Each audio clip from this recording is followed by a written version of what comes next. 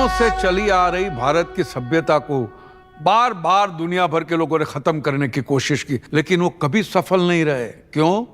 क्योंकि भारत की रग रग में सनातन है।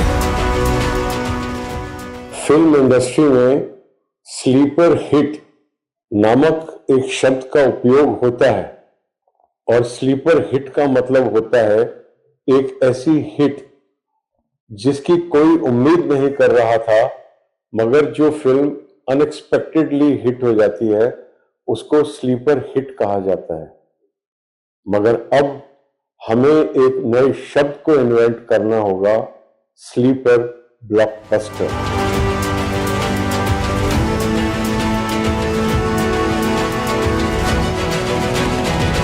जी हाँ, द ताज स्टोरी, जो कि एक बहुत ही लो प्रोफाइल के साथ ओपन हुई, is going to be the unexpected blockbuster of the year. कहीं शाहजहां कंफ्यूज तो नहीं थे कि मैं मकबरा बनाऊं कि मंदिर बनाऊं? एक प्रख्यात इतिहासकार पुरुषोत्तम नागेश ओक जी ने 1965 में एक किताब प्रकाशित की, Taj Mahal was a Rajput palace. और 1965 में व्याप्त वामपंथ ने इसको एक हिंदुत्ववादी लेखक की अनर्गल व्यथा कहकर इसको नकार दिया। जो 1965 में पब्लिश हुई, वो पब्लिश होने के 60 साल के बाद वो फिल्म आई है जिसे कहा जा सकता है कि वो पुस्तक के ऊपर वो आधारित है। दुनिया में कोई ऐसा मकबरा कभी देखा है कि जिसके ऊपर गुंबद हो, गुंबद पर कलश हो?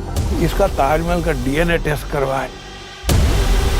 अगर ऐसा समाज हमको स्थापित करना है तो उसके लिए इस प्रकार की वैचारिक प्रक्रिया को, जिसको हमारे संविधान में फ्रीडम ऑफ एक्सप्रेशन कहा गया है, इसको हमें स्वीकारना होगा।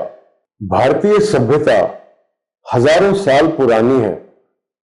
ये सारा विश्व इस बात को स्वीकारता है। इसके हमारे पास वैज्ञानिक प्रमाण है, मोहनजोदाड़ो और हड़प्पा के रूप में। वो खंडहर, वो रेलिक्स जो कम से कम आज से 7000 साल पुराने हैं। भारतीय संस्कृति और सभ्यता एक बहुत ही समृद्ध और एक बहुत ही शक्तिशाली सभ्यता और संस्कृति रही। और जब आज से 1400 साल पहले अरेबिया के तत्कालीन समाज में सभ्यता और संस्कृति की ओर अपना पहला कदम उठाया, उस समय तक भारत अपनी सभ्यता और संस्कृति के चरमोत्कर्ष तक पहुंच चुका था। लेकिन हम सबके सामने ये बात है, विश्व गुरु था भारत। भारत की जो इकोनॉमी है वो बोला जाता है कि विश्व की जीडीपी की 60% थी।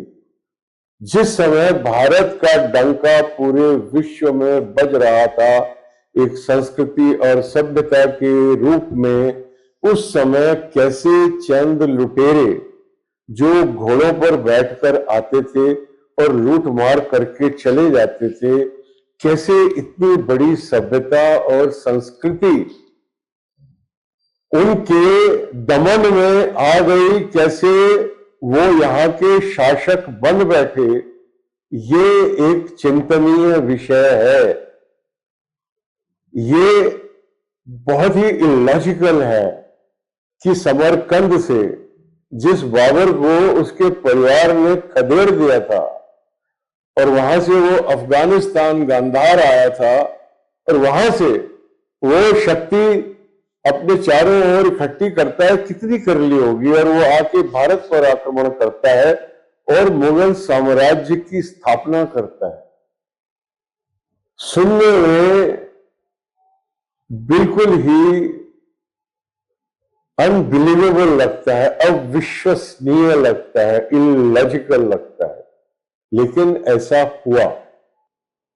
लेकिन आज जिस सभ्यता और संस्कृति को 1000 साल तक जिसका दमन किया गया, जिसकी कलाकृतियों को तोड़ा फोड़ा गया, आज वो सभ्यता और संस्कृति एक पुनर्जागरण के दौर से गुजर रही है और उसी पुनर्जागरण का परिणाम है ये film the Taj story. This film is not a conclusion but the beginning of a discussion and the search for truth. जब हम सत्य का अन्वेषण करते हैं तो किसी को भी बुरा नहीं लगना चाहिए, क्योंकि हर धर्म सत्य की खोज करना सिखाता है। इस्लाम धर्म में इसके लिए एक शब्द उपयोग किया गया है, हक, सत्य। तो जब सत्य का अन्वेषण हो तब उसमें किसी को भी रुकावटें नहीं डालनी चाहिए। अगर असत्य है तो आप अपना काउंटर आर्ग्यूमेंट दीजिए। एक विचारणीय समाज बनने के लिए, एक ऐसा समाज जिसके अंदर उसके जो आम आदमी हैं वो अंधविश्वासी नहीं है, बल्कि वो जो भी निष्कर्ष लेते हैं वो सोच विचार कर लेते हैं। अगर ऐसा समाज हमको स्थापित करना है तो उसके लिए इस प्रकार की वैचारिक प्रक्रिया को, जिसको हमारे संविधान में फ्रीडम ऑफ एक्सप्रेशन कहा गया है, इसको हमें स्वीकारना होगा।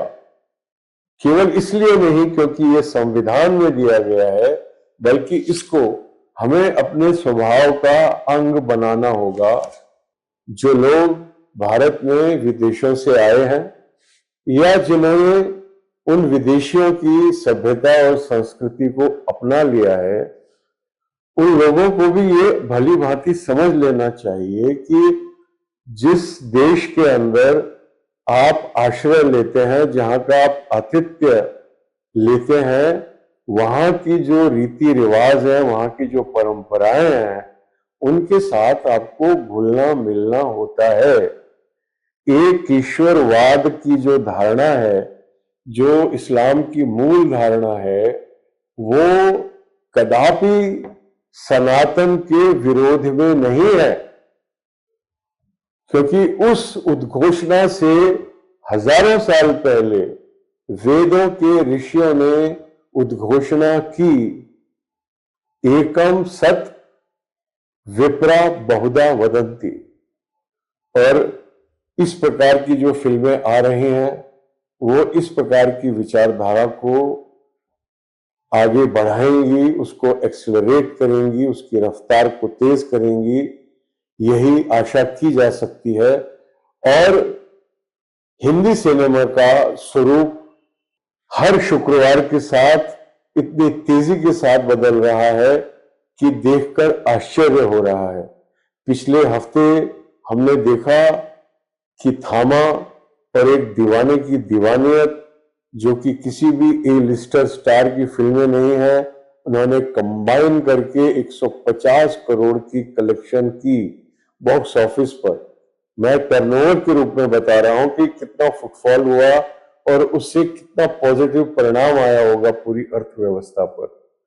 तो धन्य है। और उससे पहले महाअवतार नरसिम्हा और कांतारा, वो भी बिना किसी ए लिस्टर स्टार कास्ट के बॉक्स ऑफिस पर दर्शकों को लाने में बहुत सफलता प्राप्त कर चुकी हैं, अत्यंत सफल हो चुके हैं। तो एक नया दौर शुरू हो गया है दिवाली के साथ साथ, और इस नए दौर को आइए एंजॉय करते हैं, इस दौर के साथ आगे बढ़ते हैं।